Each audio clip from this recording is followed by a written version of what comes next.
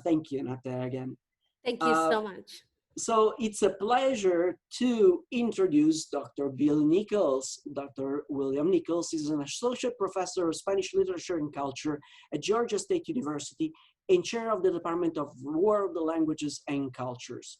He is the director of the Center for Urban Language Teaching and Research, a Title VI National Foreign Language Resource Center funded through the U.S. Department of Education.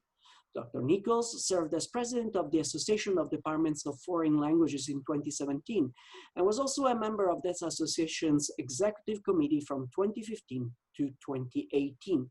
He published Transatlantic Mysteries, Culture, Capital, and Crime in the noir novels of Paco Ignacio Taibo II and Manuel Vasquez Montalban by Bucknell University Press 2011, and co-edited Toward the Cultural Archive of La Movida, Farley Dickinson University Press 2014. His essays have appeared in such journals as the Arizona Journal of Hispanic Cultural Studies, Revista Iberoamericana, and Tabla Redonda. His current research focuses on urban space, tourism, and globalization as it is represented and explored in 20th and 21st century Spanish culture. Dr. Nichols is currently working on a book tentatively titled Commodified Ludic Spaces in Contemporary Spain, The Rise of Urban Coastal Tourism. Oh, and I so wish that I could visit Benidorm one day. Thank you. So let us all welcome Bill. Thank you, Dr. Nichols. All right, thank you so much. Can everybody hear me okay? Okay, yeah. Benidorm is one of the cities that I talk about, and Torremolinos is another city that I talk extensively about in this book project. So thank you, Simone, for the kind introduction and the generous invitation to join you all today. It's happy to see you all virtually, as much as I would love to have visited St. Louis. So before I get started on the presentation, I just want to make clear that I'm not an expert on anything that I'll be talking about. I'm talking more from experience as 7 years as a department chair here at Georgia State University, and I'll talk a little bit more about the institutional context and some of the things that we've been working on here. And hopefully I can share some ideas and generate some conversation to help us all work together to promote languages at our institutions and defend the humanities in a time of crisis. So I also want, as I was working on this presentation, I kind of developed a strong nautical theme that you'll see, and hopefully I didn't overdo it. I feel like I'm just at the brink of overindulging in nautical theme, but it does give us a way to visualize kind of some of the challenges that are before us and ways that we can navigate through them. So I think, can I share my screen? Perfect. And if anybody has questions, feel free to put them in the chat. There'll be time for Q&A at the end. And so I'll try and keep I have a timer, so I'm going to keep an eye on the time, so we have plenty of time for questions at the end. So the title of this talk is Setting a Vision and Charting a Course, Languages, Cultures, and Humanities in the Age of Neoliberal Austerity.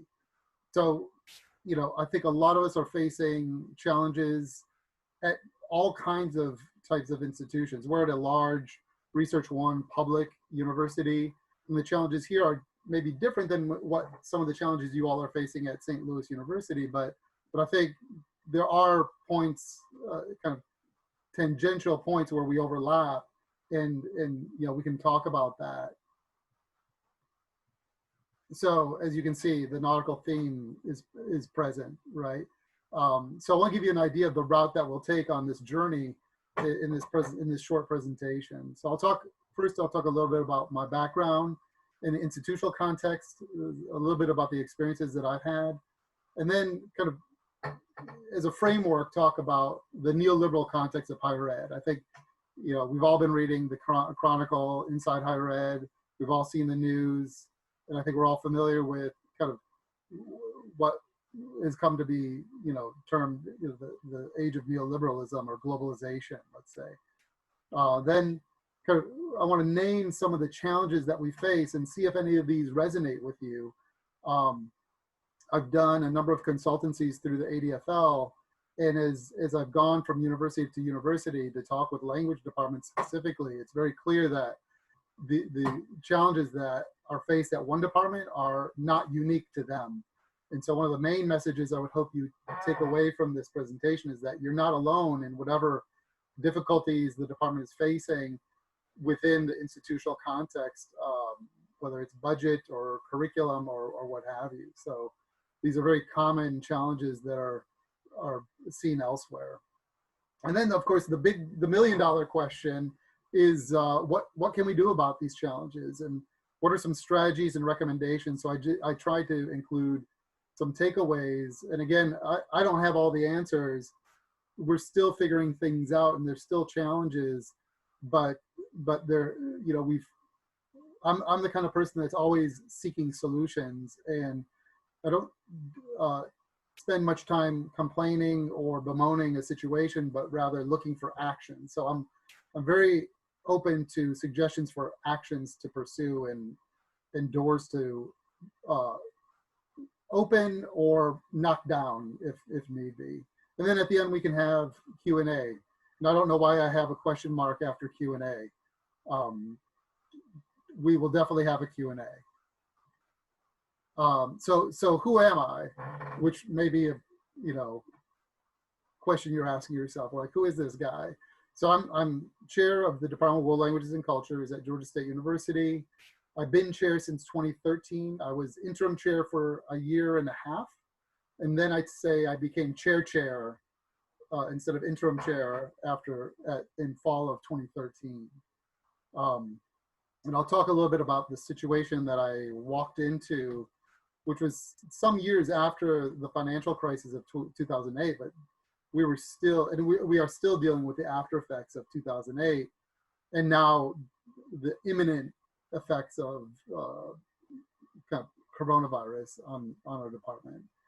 I'm an associate professor of Spanish literature and culture, 20th and 21st century Peninsula. Even though I came out of my doctoral program as a transatlantic person. I spent a year as an undergraduate in Mexico. I entered my PhD program as a Mexicanist and came out a kind of transatlantic / Mexicanist / peninsularist. And now I work almost exclusively on peninsular studies, but from a kind of mobility studies and tourism studies and urban studies perspective. So I try to be as interdisciplinary as possible. And I'm also director of the Center for Urban Language Teaching and Research, as Simone mentioned, which is a language resource center. If you're familiar with the Title VI kind of universe, there's centers for international business, national resource centers. The FLAS scholarships are through Title VI. The IRS, the International Resources, I can't remember what the S is. And then there's LRC, Language Resource Center. So we're one of 16. And I can talk more about that if people are interested. The institutional context, I think, is probably quite different from what you all have at St. Louis. My first position when I came out of my doctoral degree was at Texas A&M International, which is a small kind of satellite campus within the A&M system on the border.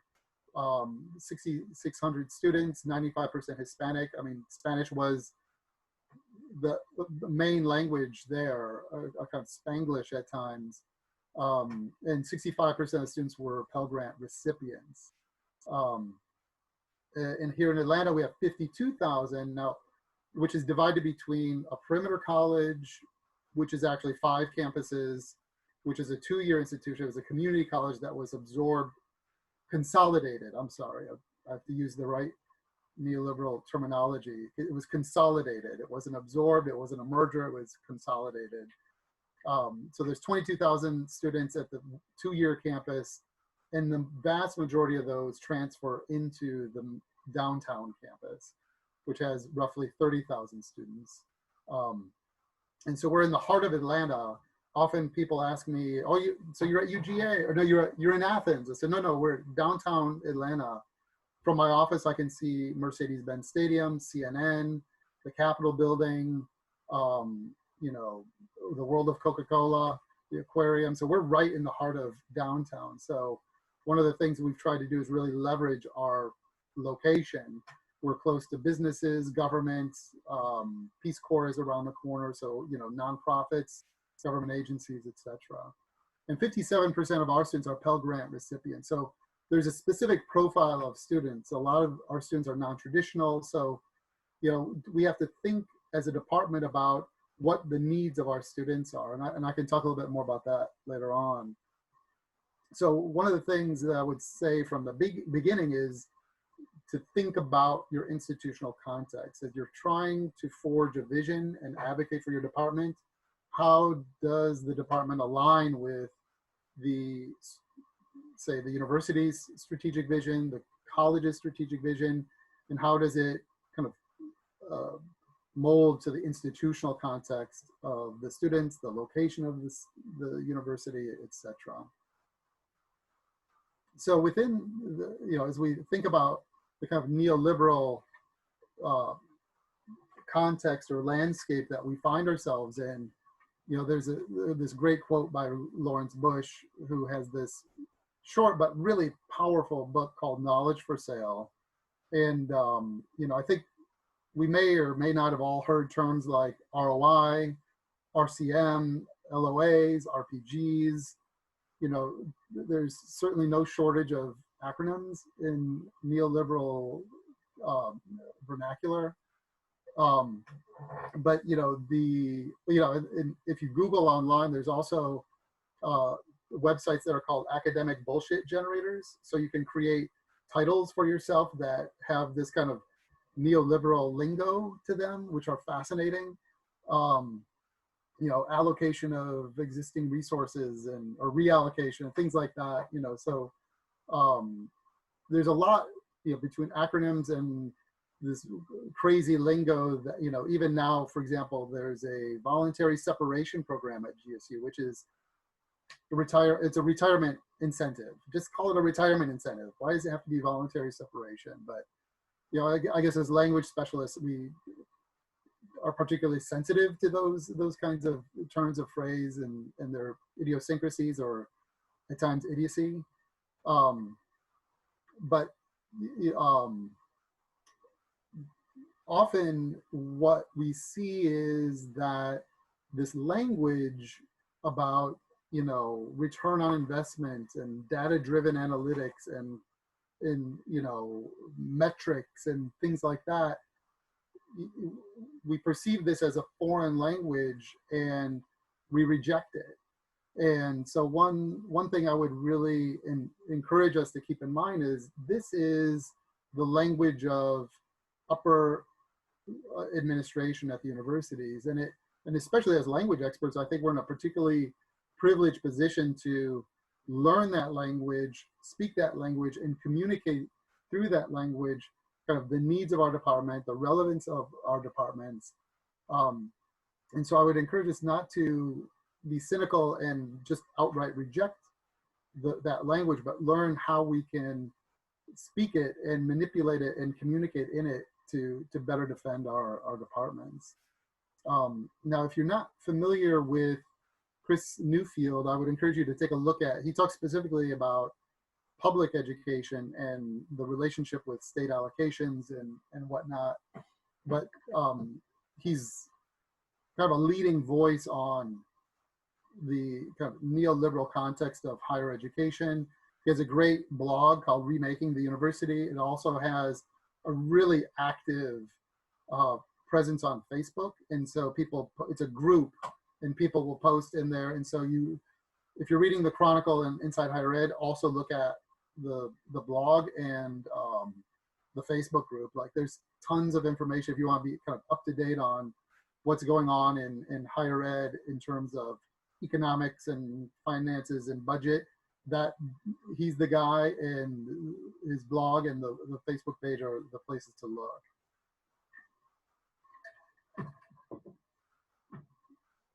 So the stormy seas that we currently find ourselves in. You may have seen last year, before any of the COVID was even a thought, there was an article that came out in the Chronicle about colleges losing 651 foreign language programs in 3 years.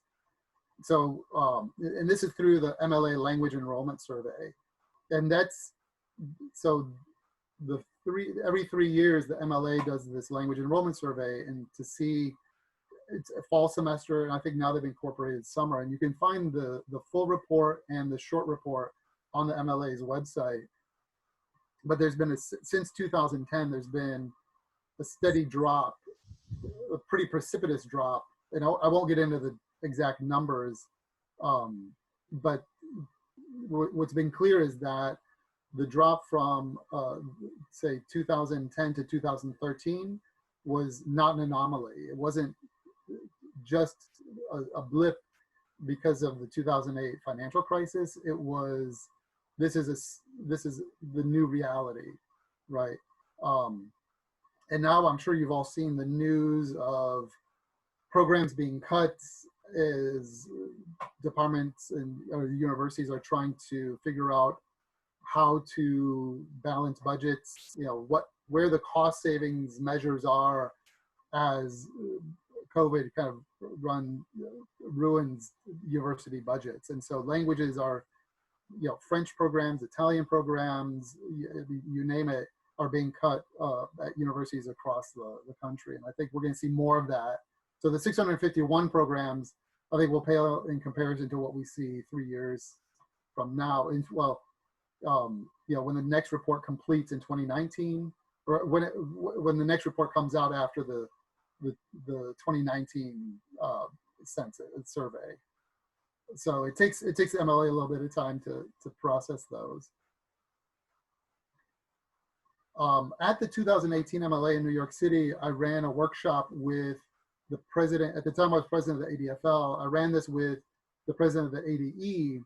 And so this, you can see the major issues facing the department, and maybe some of these resonate, lack of resources. So lack of resources, enrollments, and marginalization of the humanities were the top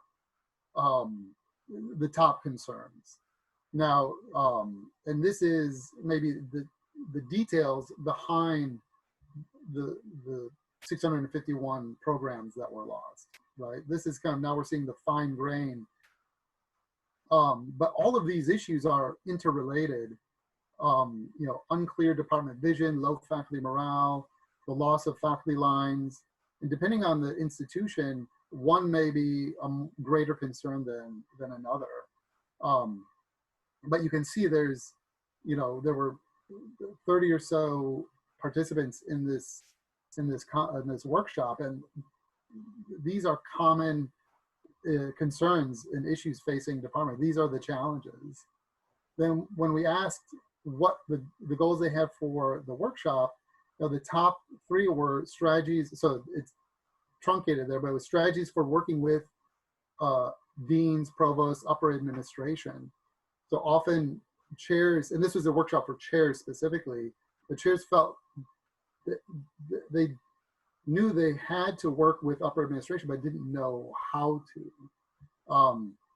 Ideas for program development, and strategies for branding the department. So the program development, the branding, and working with higher ed, they kind of all go together because you're talking about the departmental identity. And if you look around higher ed at different language departments, what's curious is, it's not like biology or anthropology or philosophy or psychology where they have a clearly defined discipline.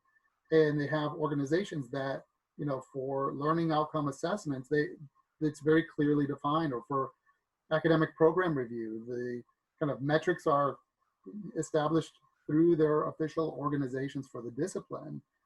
In language departments, we have such diversity. For example, we're a world languages and cultures department. We're not a department of Spanish and Portuguese. So we have different languages, and then within the languages, we have different kind of disciplines. People do Latin American literature and culture, peninsular literature and culture, French Francophone Caribbean, Francophone North Africa, French continental.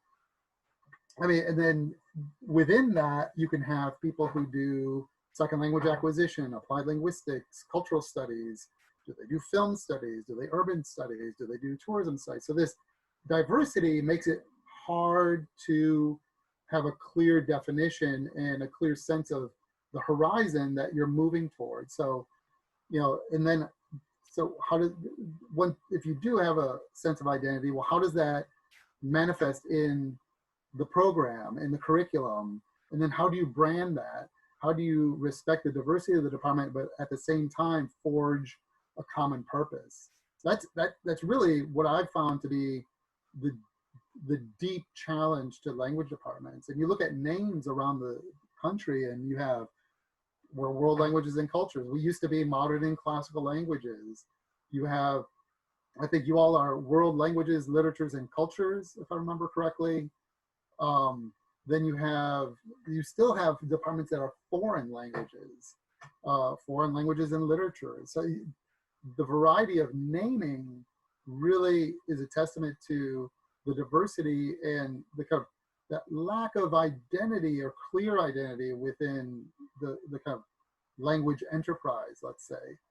And I'm sure if you ask my faculty, what is the purpose, the overarching purpose of the department, it's still something we're working on. We're in the process of revamping our BA completely. And some faculty say, well, our purpose is research. Others will say our purpose is language proficiency in our students. Others will say it's to train students with intercultural competence. And others will say,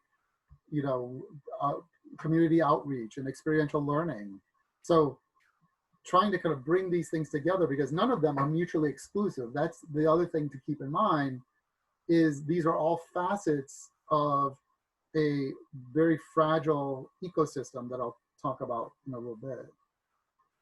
And then when I asked, well, what strategies for advocacy have you implemented? And in this group, I believe there were chairs of departments of English and chairs of departments of foreign languages.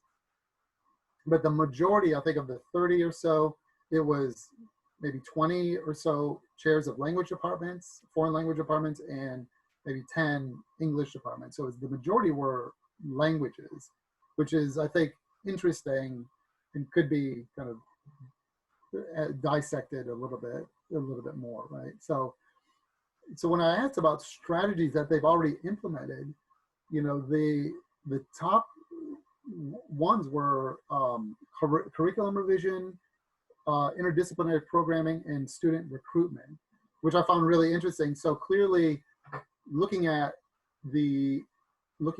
curriculum, so thinking about, well, what is it that we teach, and is it still very traditional? Do we still have a survey of 20th century, survey of Spanish Lit 2 and survey of Spanish Lit 1, or are we offering things that are a little bit more innovative and call to students, right?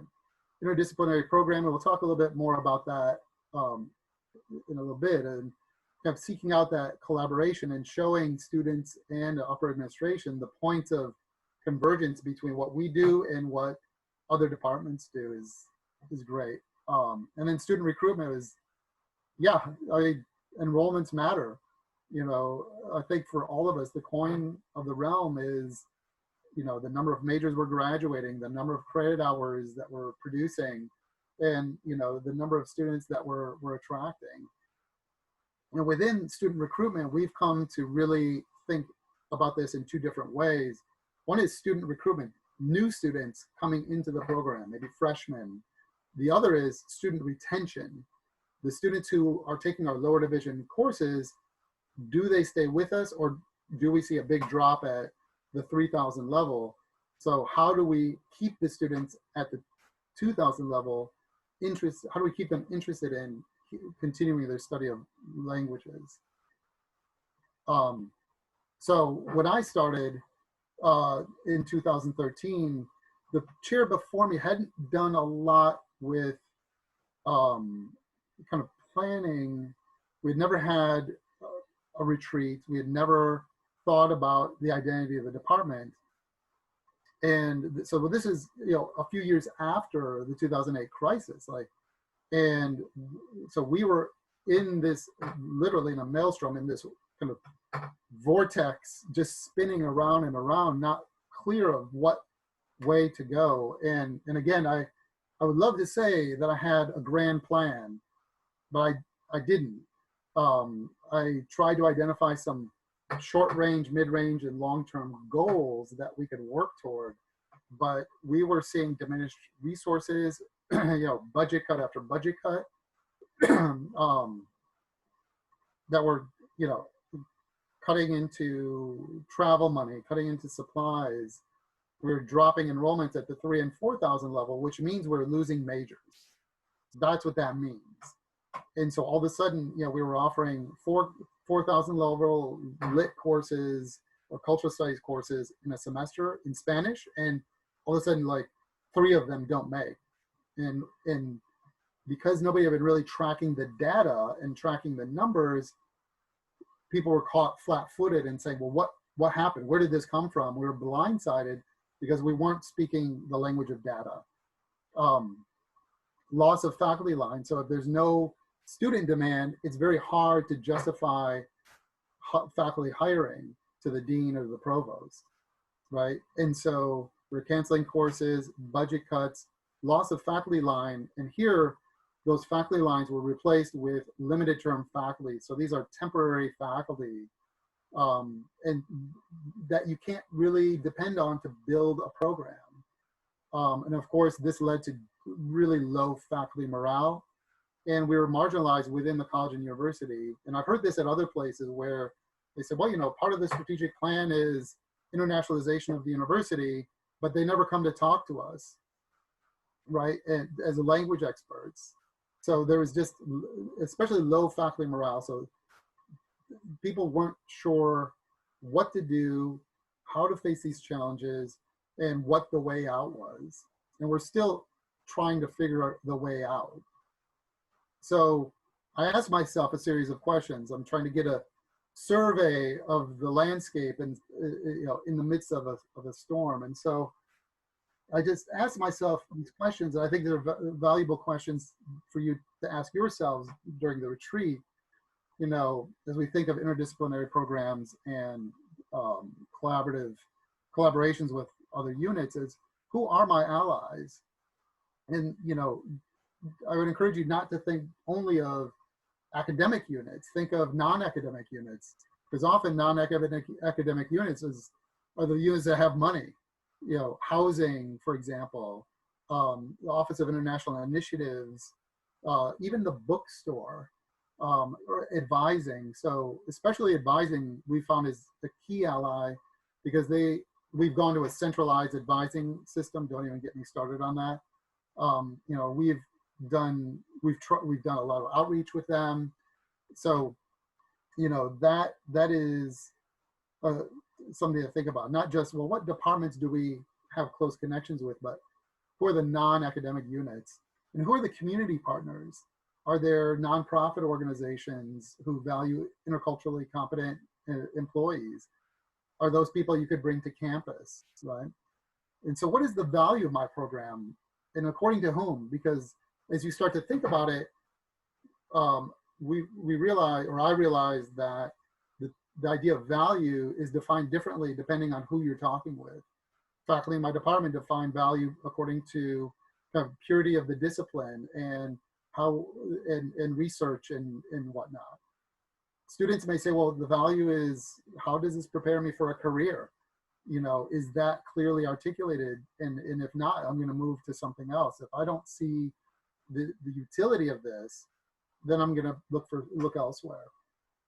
Especially at Georgia State, these are students who are measuring their dollars because, they don't have a lot of money. They're on Pell Grant, a lot of them. And then the dean or the provost may say, well, the value of a department or a program is in the generation of credit hours, right? So, I spend a lot of time thinking, what is the equation that answers those 3 questions? How can we assert the relevance to students, generate credit hours, but also maintain the integrity of the discipline. That's really a deep challenge that faces us. And what are our core values? What is our mission? And are those values in line with the mission of the college and university? Are we aligned, with the strategic vision? More importantly, if we have a mission, do we deliver on that mission? And a good friend of mine who works in advertising for a fintech, financial tech organization here said, the best way to destroy a brand is to say you deliver, to say you do something and then not deliver on it. So if you look at our mission statement, we say we do these things, but as I asked faculty, do we really do them, or do we just say we do them?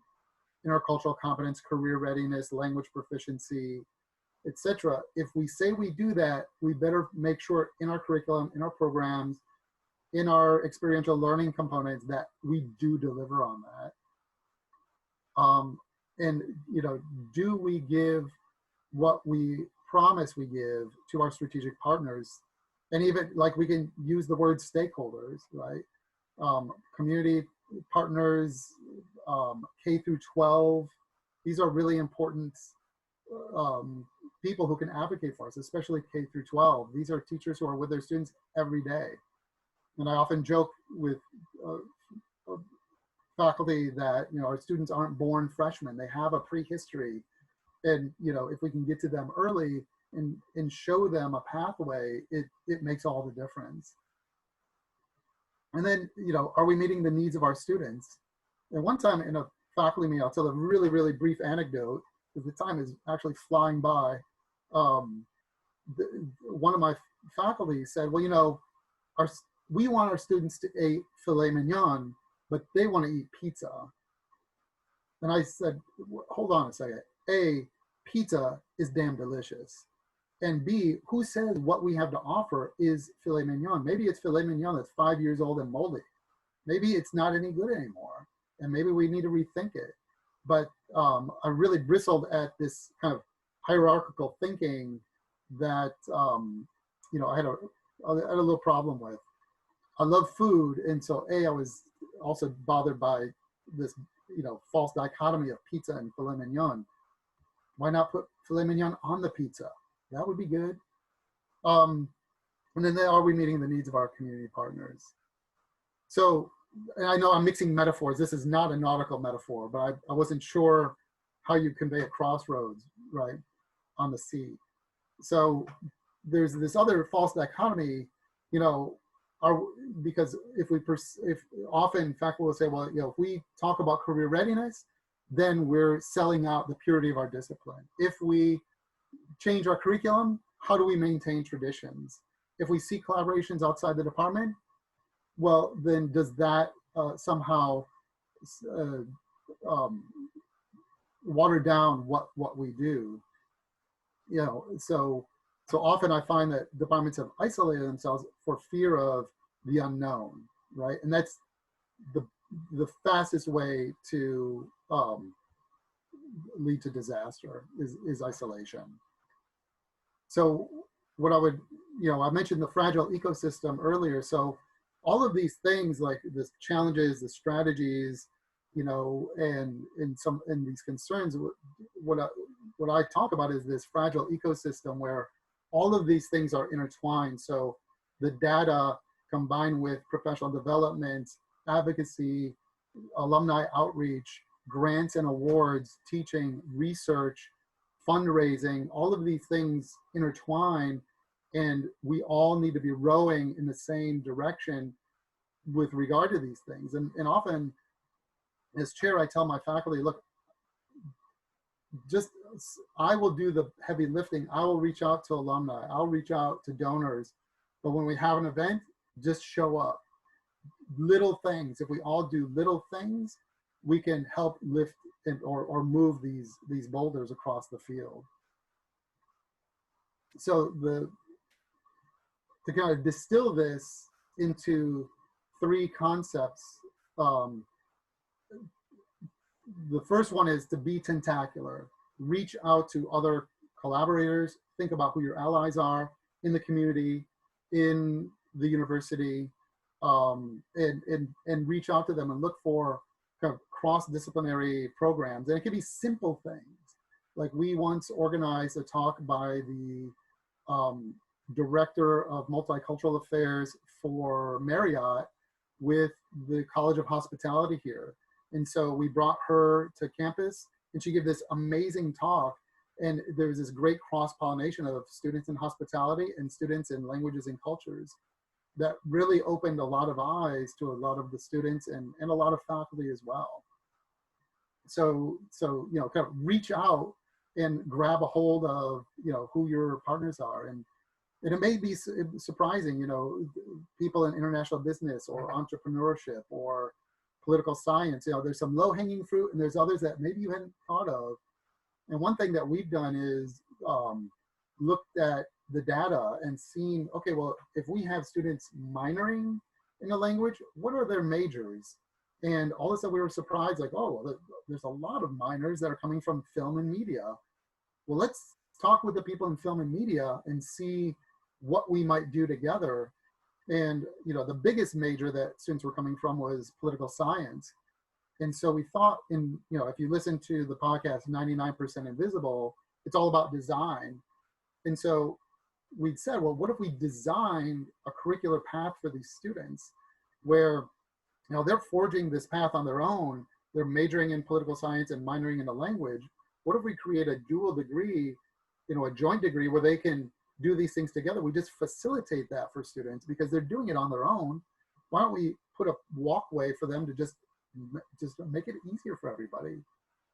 And then I would also say, think vertically, not only in terms of the scaffolding within your major, how do students progress from lower division to upper division? How does the department align with the college? How does it align with the university? How are your goals as a department embedded within the programs, embedded within the curriculum, etc.? So alignment, and then radiate outward. So break down the walls of the ivory tower and think about your partners, think about who, especially alumni, because this image of a drop and the ripple goes out, but then it comes back in, right? So if you radiate outward, especially to alumni and former students, the feedback you get can help you then think about curriculum, think about programming, and think about, how you recruit students, because, they may give you some ideas that are really worthwhile. And then, okay, to kind of put this in less visual and more textual terms,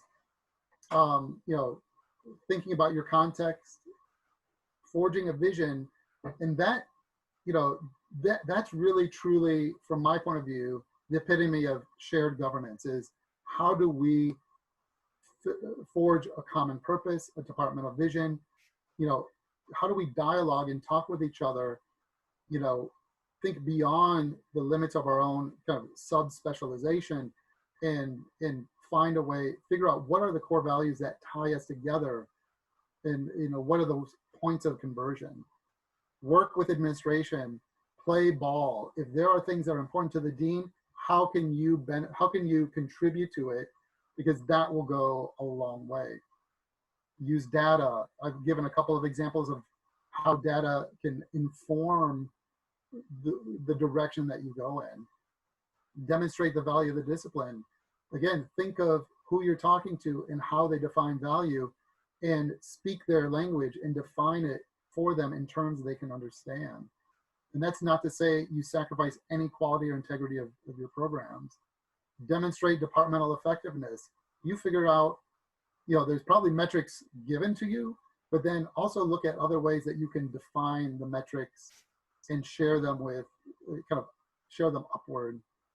Build alliances, that's key. If we're isolated, if we're insular, we're doomed to extinction. But also recognize the inevitability of change. I think COVID has taught us that, right? Things will change and we need to be, I hate the word nimble, but we have to be ready to pivot and we have to be ready to all of us shift and work together to push in a different direction. And then use professional resources, the ADFL, ACTFL, be kind of tied in with what's going on in the discipline. Look at that group on Facebook, look at the blog, and think about, be aware of what's going on at other universities, because what's affecting you all is happening elsewhere for sure. So strategies and recommendations: speak the foreign language of upper administration, know what's going on, and look for ways to contribute. So when you have your ideas of core values, know your talking points. So if a student comes to you and say, well, why should I major in a language? You can just rattle off, well, A, B, C, and D. Did you know there's jobs, they're looking for people with intercultural competence, and, whatever, things like that. Avoid isolation, but also the main thing is embrace backward design and strategic planning. Think ahead, where do you want to go? And then how do we implement the steps to get there? And I would also, so a lot of this is in an article that I wrote, came out in the ADFL Bulletin last year. I have a couple of other articles. There's one in Profession from last year, and there's one coming up that's more specifically about Iberian studies for those who are interested in kind of Hispanophone literature and culture. So I can send the PDF of this article to someone to distribute to people, but it's a short kind of essay that appeared, and it's open. I think it's not behind a paywall. It's free to the public. So it touches on some of the things that I've mentioned here. And then the number one thing I would say is to start with why. This is your core values. Why does the department matter? Why does the department exist? Why should students take your classes? Then you move to the how and the what. The how are like the programming, the collaborations, the alliances, but then the what is the specific curriculum. What classes do you offer that address the how, and the why is at the center of the bullseye. That's the target. Because when you have a clear why, then everything else falls in place. And that's from Simon Sinek's book, Start With Why. So I'll give you some reading assignment. I'll give you some homework. The Fuzzy and the Techie is a great book that talks about the purpose of the humanities in tech fields. And then Daniel Pink's book, To Sell Is Human, as Hart and Negri said, there is no outside. We are all in the business of sales. We have to convince the dean to let us hire a faculty line. We're trying to recruit students. We're trying, even in our personal, we're trying to convince a journal to publish our article, right? The article itself is a sale, right? You're selling thoughts and ideas. So, recognize that we have to be our own best advocates and sell our programs, and sell what is special about our programs and our departments. And then we can all be sailing toward a common horizon, and hopefully without any storms and nice calm seas. So thank you. And I've also included my contact information here. After this, I have several examples from our department that there wasn't time to really get into, but I'll include that in the PowerPoint, and you can look at it. I can show it now if anybody has any questions, but I'll send it to you, and feel free to reach out to me. And I can tell you there's information there about the change of the name of the department, the mission statement, and different kind of collaborations that we've done with other departments and other units. But I'll stop there, and if there's questions, I'm happy to, start a conversation and see what your thoughts are. Thanks again. Thank you, Dr. Nichols. That was amazing, and exactly what I feel our department needs to hear at this point, so that our situation is not unique. Others have navigated the waters that we are currently facing, and others have found effective ways to respond to the challenges and embrace change and rise to new opportunities that change invokes. So thank you for sharing that. I will ask the assistance of Evelyn in monitoring the room for questions. You can raise your hand physically or virtually.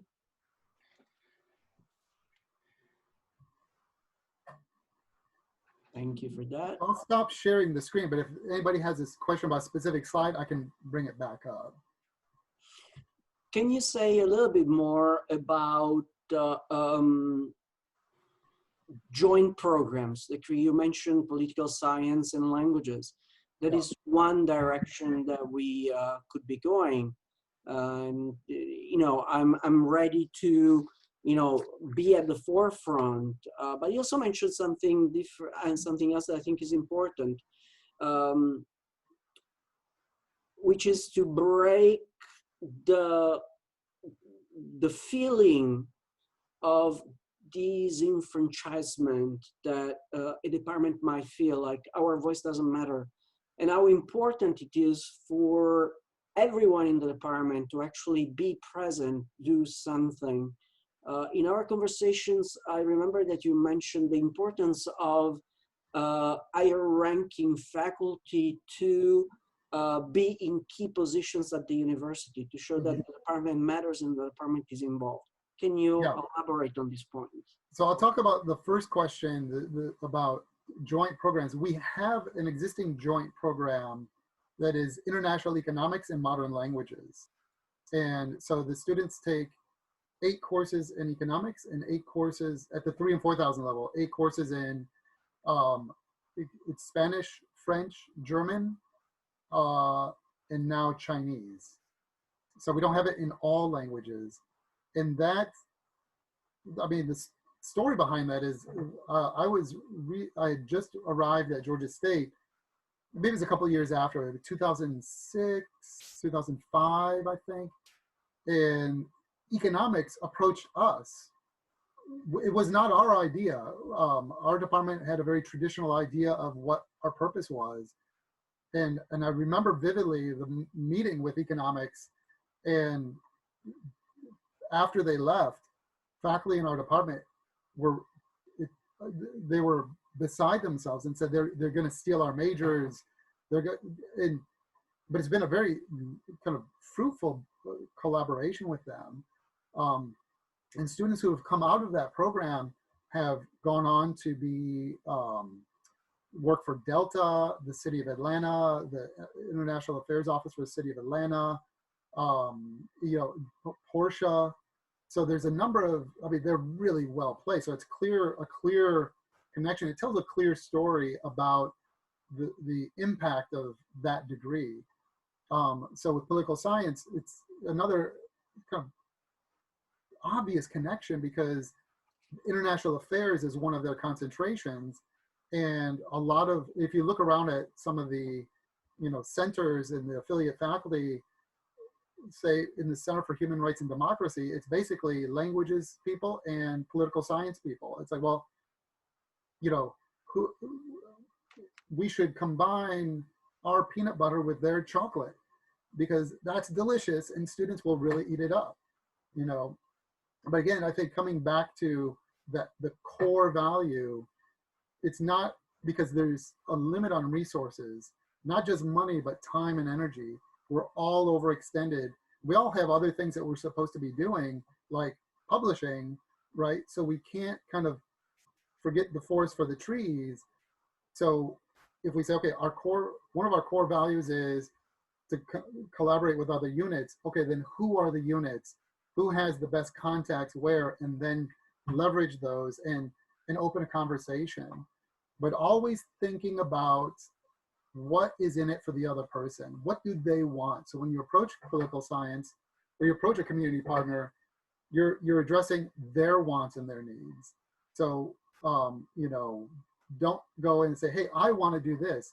So really point out how they're going to benefit. And so to the other question, you know, one thing that we had talked about was, you know, how do, how do we build capacity, and how do we build political and social capital in the college and university?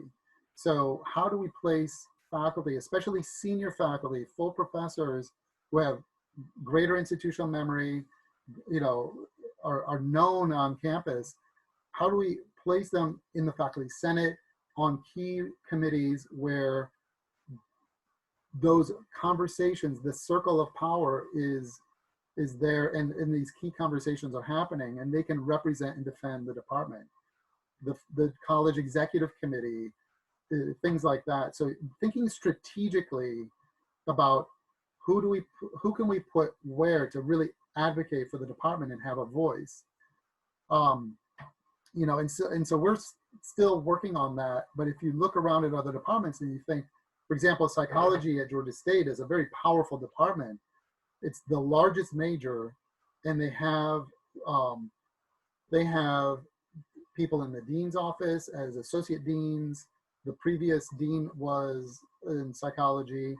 They have people that are associate provosts. They have the dean of the honors colleges from psychology. So all of a sudden you see how they have radiated outward, and they've been very tentacular. And so they have people that can advocate for them. And because, you know, a mentor of mine once said, if you are not at the table, you are on the table. Excellent. Thank you. Kelly asked in the chat, can we look at the GSU Language Department's mission statement? Sure, I have it right here. It's on the PowerPoint. And so I'll go to that slide and I can bring it up and show you what it looks like.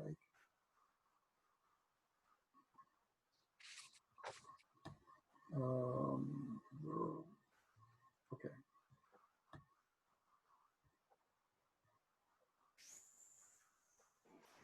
And actually, can I chime in with I wrote the question. I'm wondering, when did you all last revise this mission statement? Was this revised since you became chair, Yeah. Bill, or how current is it?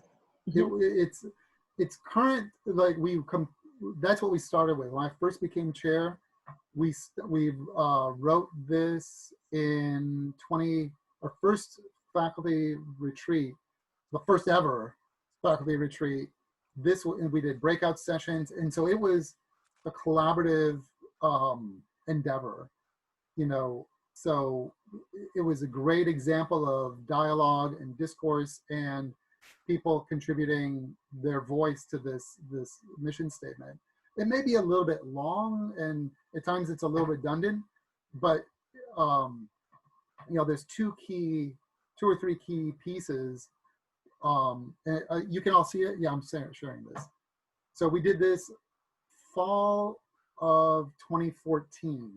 So it's a few years old, but we went back to it last year, and as we were like, well, yeah, we could revise this or we could revise that, but we said, you know, we don't want to revise just for the sake of revising. If we're happy with this and it still kind of speaks to who we are and who we perceive ourselves to be, then let's, you know, use this as our compass. And so, you know, the question becomes, and this is why we're revising our BA, we're revamping it completely, is because if you look at our curriculum, communicative abilities is there, but is intercultural competence is really not visible, not overtly present. Global awareness, but then also career opportunities. Like a lot of these things are latent, and we're revising our BA to make it really front and center so that we hit on all of these things. So we want to make sure we had, and so the previous mission statement only spoke about faculty research. And so we started with this question, well, who is the audience? Is it ourselves? Like, it kind of is, like, because this is speaking about our core values, but it's also outwardly facing. We're thinking about alumni, students, administrators, community partners. So we want to highlight our interdisciplinary focus, what you get when you come to our department, recognize that different people bring different things to the table. So there's people in linguistics that have often felt marginalized in a department that has traditionally been more literature focused, but also students who want to learn about cultures and learn how that will help them understand a globalized world, right? And then make them more competitive for career opportunities. So we really tried to say, okay, what are the key questions we want to answer? How does that tie with our core values? And so this is what we have. And there's, let me show you something else really quickly. Is it after this? No. Oh, that's what I'm looking for. There it is. So when you look at the mission statement a little bit more in detail, there's two phrases: pathway to diverse perspectives and the gateway to internationalize your degree. So we thought about branding, and so we pulled these phrases from the mission statement, and it's part of our branding strategy. And so we have these two drop-down banners, one that is career focused and the other that is kind of cultural focused, right? And these go with us to every event. And it will inform, once we revamp the BA, it will inform kind of a larger print media marketing strategy. Always, if anybody's familiar with Glengarry Glen Ross, always be closing, always be selling. So yeah, thanks for that question. Can I ask a question to clarify? No, let's see. I know that Dr. Nichols has another meeting he has to go to, so I would invite one more question. I think that Betsy was the first in line for that. Betsy, you're muted, so you should unmute yourself. I just said that, can you compare your program to Georgia Tech, because that's the big Russian program in the state. They have supported a really great initiative with song and Russian, and they have a couple of prominent scholars there, as well as a good level of funding. And I see that you don't have the same breadth of language offerings that they do. No, we definitely don't. There's a lot of explanations behind that. Russian has never been a prominent language. We've only ever offered Russian at the 1000 level. And with budget cuts, we just stopped offering Russian. So at Georgia Tech, it's a much different program.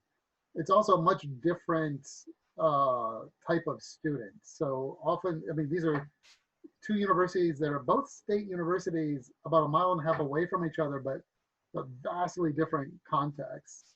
And their degrees are joint degrees. So, I think what used to be maybe considered a kind of degree structure that was, an anomaly, or maybe out of the, not just out of the norm, but something that is just inconceivable. Now tech is kind of ahead of the curve, and they're doing very innovative things that, 10 years ago would have seemed really weird. So I think, we work with them through a consortium, a National Resource Center, a different Title VI center. But you're right. They offer, they've been able to expand and include lower division Hindi classes as well. So, there's a lot to be said. So, I only have a couple minutes, but I'm happy, outside of the meeting to talk about that. But we do try and collaborate with them as much as possible, and work within the USG, University System of Georgia. So all of the language departments are kind of working together to defend our interests within the system as well. Thank you. Thanks for that question. Thank you, Bill. If you have one more minute, I see a question from Pascal Perrodin. Yeah, I saw that. So, it's an interesting question because, how do you choose to address intercultural competence? So in the curriculum, we're devising this new BA, which would be a unified BA. As we were doing research on different types of BAs, and our MA will also be a unified MA, we saw there were some that were what we called umbrella MAs, where they just say, okay, well, the languages are just concentrations within this larger world languages BA. We very consciously chose to make this a unified. We want this to connect the languages within the department. So we've developed foundational courses. One is called Learning About Language Learning. So it's a very self-aware conversation about how to learn a language and what happens in your mind when you're learning a language, what happens, just in, so that's more, that will be taught by the applied linguistics faculty and the SLA faculty. The other class is called Decentering Borders and Identities.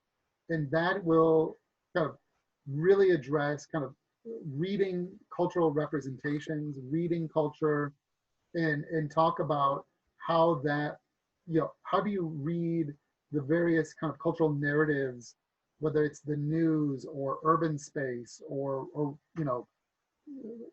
marketing propaganda, whatever it is. So we created these two classes that are very overtly self-aware and have these kind of meta conversations about cultural studies and about language learning. And then we've created a capstone. So within the curriculum, like in the capstone, we'll be very focused on career readiness and how you bring in language learning and intercultural competence to prepare yourself and to sell yourself as you're applying for a job somewhere, right? But then on the other hand, so that's curricular wise. So extracurricular wise, we bring alumni back to talk about their career path. So these are people who are not faculty, not the chair, right? And they're people that students can identify with because they look like our students, both in terms of age and various demographics. So, they come back and they say, look, by studying a language, by doing study abroad, it gave me these skills that put me on a career path that has been very successful. Or it enhanced me personally in other ways, emotionally or mentally or what have you. So, the voice of alumni for us is key. Then community partners. So when I meet with somebody, say, we've recently established an internship with the Japan American Society here. When I first met with them, I didn't open with, hey, we want an internship. I said, would you be interested in coming to speak with our students about the presence of Japanese culture, Japanese businesses in Metro Atlanta, in the state of Georgia? And they love coming to the university. So, and it doesn't cost you anything. They're not looking for an honorarium. They're looking to have that connection with the students. And so one key partner that I neglected to mention is career services. They can connect you with, often career services tends to be very business focused. And our career services is very interested in connecting with humanities departments. And maybe it's something they hadn't even thought of. And so you can come, and so I try to cut back on this, but in the early years, I was doing a lot of coffee and lunch meetings to build that kind of social capital. It's all about relationship building, meeting people there, hearing about what they are interested in and what they need and what they want, and saying, well, hey, like, it's funny you should want and need that because that's what we do. So come on over and talk to faculty, talk to our department, talk to our students, right? And so looking for those outside voices. So I'll give one quick example. We do, through the Title VI Center, we do a thing called World Languages Day. And we bring close to 1,500 high school students to campus to meet with representatives from Delta, Mercedes-Benz, big companies, but also medium-sized, small companies. And Mercedes-Benz is a consistent donor to that event. And all of a sudden, I got a call from the provost, and there's nothing that strikes fear in the heart of a chair more than seeing the name of the provost on your caller ID. And so she called me, and this is also a notoriously like a cantankerous provost. So, and she said, oh, I just wanted to call because I heard that Mercedes donated to this event, and I just wanted to commend you on that. And so again, kind of demonstrating the relevance and getting on the radar in a good way of the provost or the dean. You know, if they see me coming and they're gonna say, oh, well, he's coming to promote languages.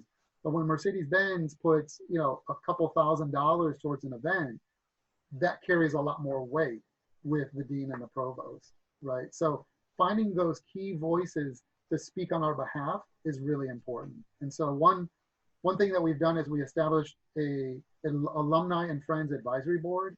So we have alumni that contribute to the department and help lead initiatives. So they want to create a mentorship, alumni mentorship network.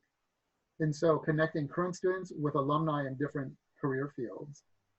So just to get like, who are the voices that can really speak on your behalf? Thank you, Bill. I have one more question for you, but I'll leave it for an email message and then I can share the response with the faculty. It's about your center and obtaining Title VI status and what that has, what the effect of that was on the department. Yeah. Thank you. All right. Thank you so much. It was a pleasure to have you. Thank you. And I would like at this point to introduce our next speaker. She is here. Please let us welcome Pamela King, C. King.